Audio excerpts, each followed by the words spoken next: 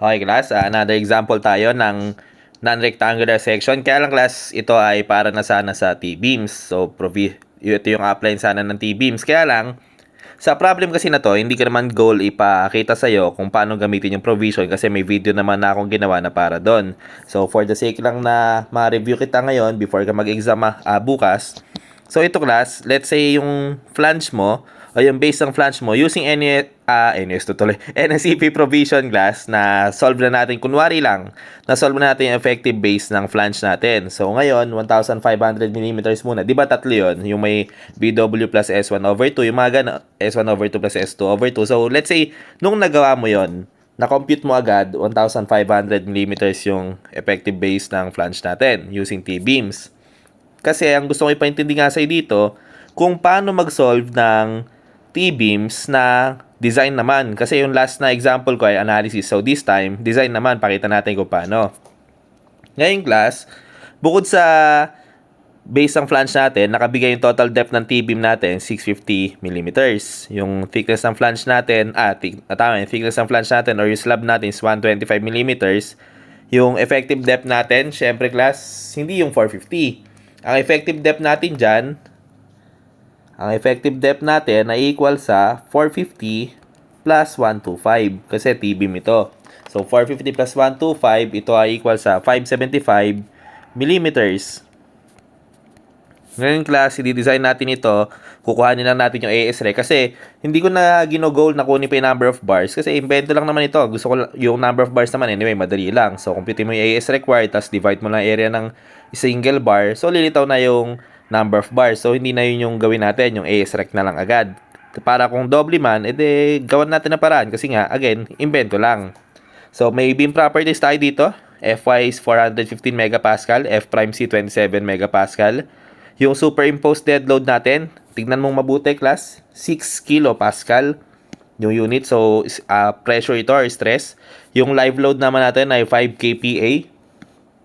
Ito yung malamang na nakuha sa code natin. So, meron part doon na para sa mga type ng finishes.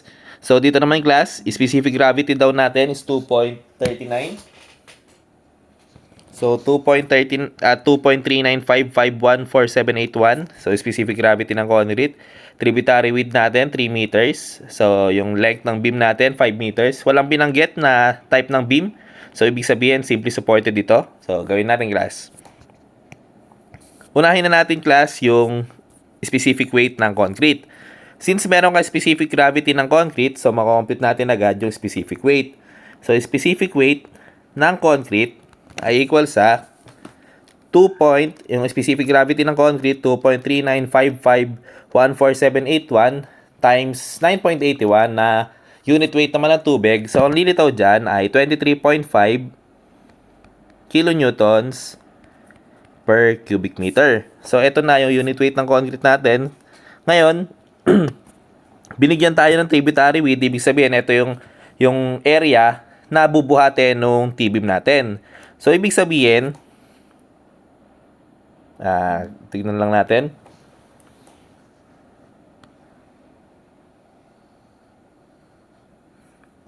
Para magamit mo yan, class, parang ganito lang yan.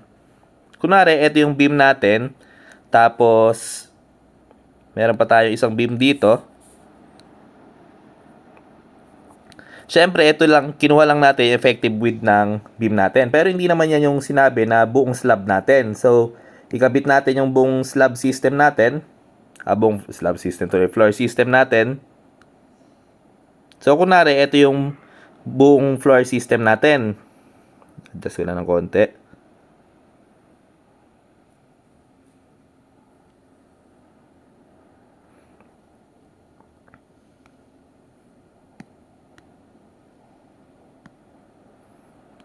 So, ayan class. Kunwari, yan yung space, yung floor system natin. Ngayon, ang sinasabi na tributary width natin, kunwari, ang distance nito ay 3 meters. Kunwari, ito ay 3 meters. Tapos, kung ikakopy ko ulit ito, alitan ko siguro. Pakita pa natin.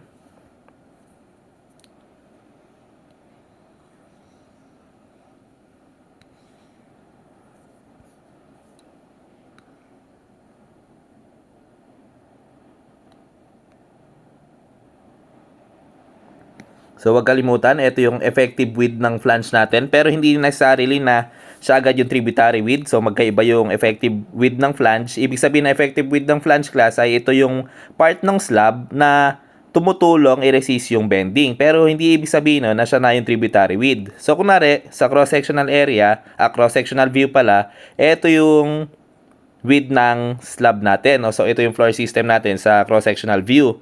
Ngayon, yung sinasabi na tributary width, kunwari ito ay 3 meters, ito rin ay 3 meters. Kunwari ito yung beam na kino-consider natin na to ay yung gitna.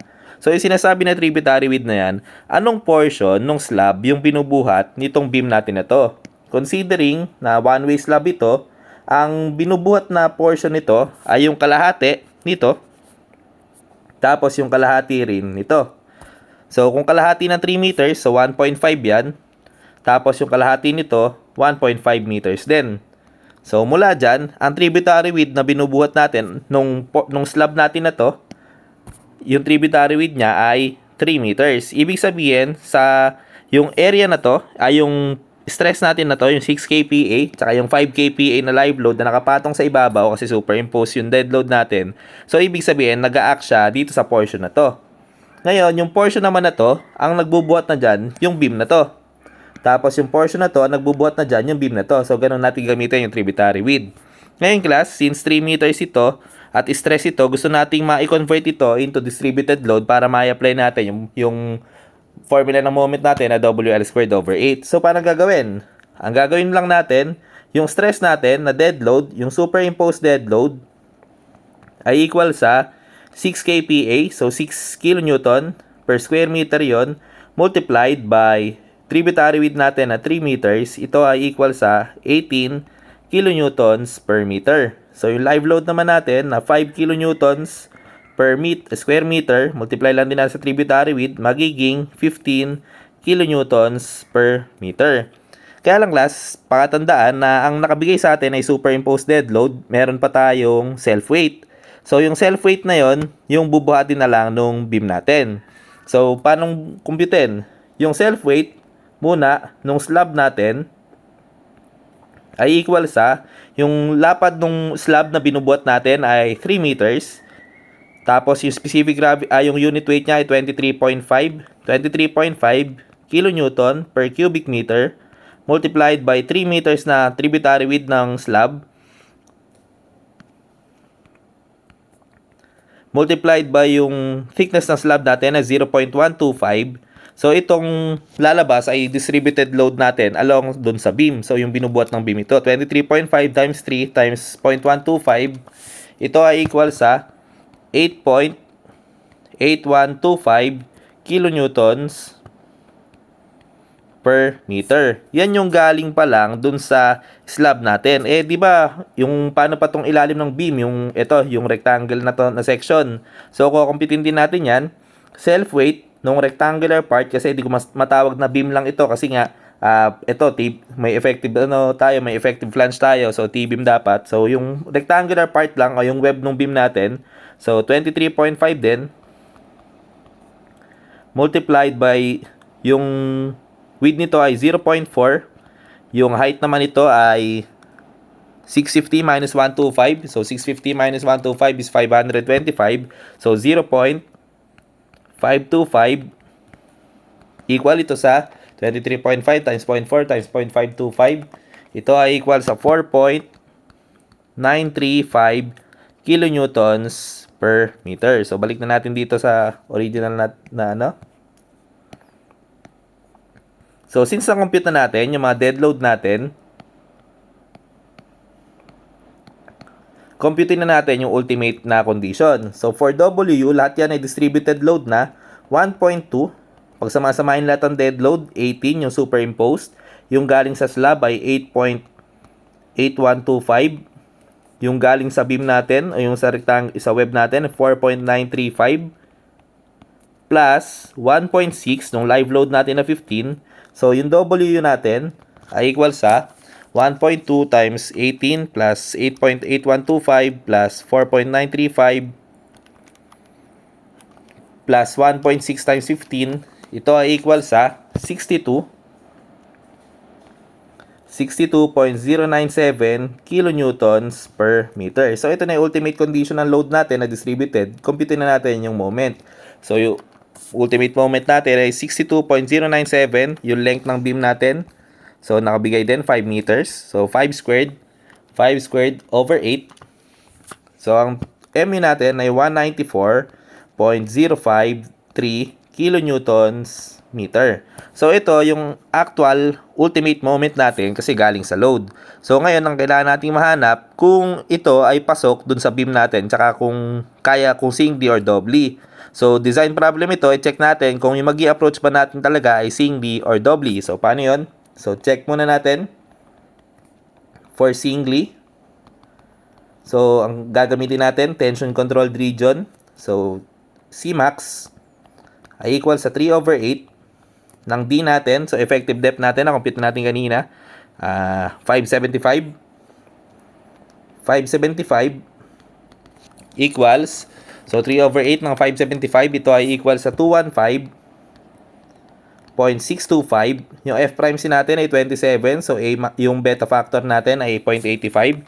So, 0.85 times 215.625, ito ay equal sa 183.2812. So, 281 millimeters. So, tingnan natin.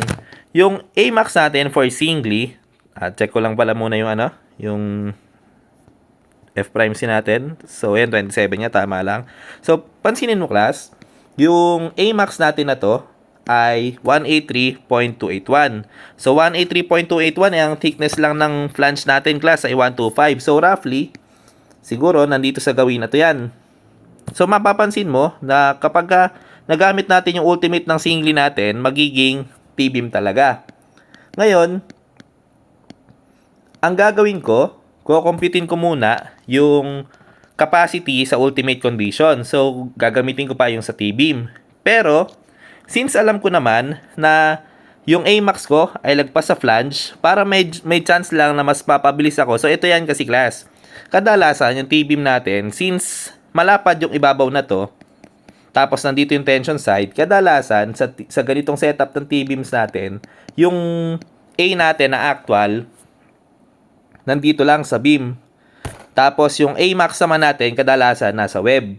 Since napakalaki ng chance na yung A actual ko ay nandito lang sa flange, before ko kuhanin yung maximum capacity nitong T-beam ko, ang for singly, so ang gagawin ko na lang muna, i-check ko na lang, baka magbabaka sakali na muna ako na baka kaya naman nitong flange natin na to. Baka kaya i-accommodate yung moment lang naman natin na 194. So kung kaya niya, so mas mapabilis ng bahagya yung solution ko kasi di na ako magbabarig nun. So ngayon, i-check ko muna kung pwede ko ba siyang computein as rectangular. So checking ko muna yung capacity lang ng flange natin. So capacity ng flange, given na kasi napatunayan nga natin na yung Amax natin ay lagpas sa flange natin. So, ibig sabihin, sure to na magiging T-beam na yung maximum capacity. So, para lang mapabilis ako ng solution, pwede ko muna siguro i-check sa flange. Kung hindi kaya ng flange, so, check ko na sa capacity, sa actual. Ay, do sa ultimate pala, do sa pang singly. So, check ko muna sa flange. Moment capacity of flange. So, MU, cap ng flange natin, ay equal sa 0.9 multiplied by yung effective base na 0.85, F prime C natin is 27, effective base niya 1.5, tapos yung thickness niya is 125, so area ng flange ito. Itong portion na to, area ng flange yan, multiplied by yung D natin, na-compute natin kanina, effective depth natin is 575 minus thickness ng flange 125 over 2. So, computing ko muna yung MU cap natin. MU capacity ng flange natin ay equal sa 0.9 times 0.85 times 27 times 1.5 times 125 times 575 minus 125 over 2. So, ang capacity nito ay 1,984.5 0.816 kilonewton meter. So makikita mo class, ito yung sinasabi ko sa iyo na kapag ganito yung setup ng beam natin by experience, since napakalaki ng chance na yung A lang naman natin ay nandun lang sa within, dun sa flange natin. So ganito na muna yung procedure. Pero kung sakali na ayaw mo ng ganito, pwede mo naman computein agad yung galing dito sa Amax. Kaya lang, ibavarig na nun pa. So possible medyo mas mahaba pa. So dito, naskipan ko yung part na kinuha ko yung MU Max ng singly. Kasi, let's say nakuha natin yung MU Max ng singly. So, bigyan kita ng senaryo. Let's say kinumpit mo to. Kinuha mo yung MU Max ng singly. So, ngayon, ang check mo naman, yung actual nasaan? Nasa flange ba? O nando sa web na portion? So, pupunta ka rin sa part na to. I-check mo sa flange. Tapos, pag na-check mo sa flange, malalaman mo pala na kaya lang ng flange, rectangular section. Medyo mas mapapabilis talaga kung ganito yung maging approach mo sa mga ganitong type ng problem lang, ha?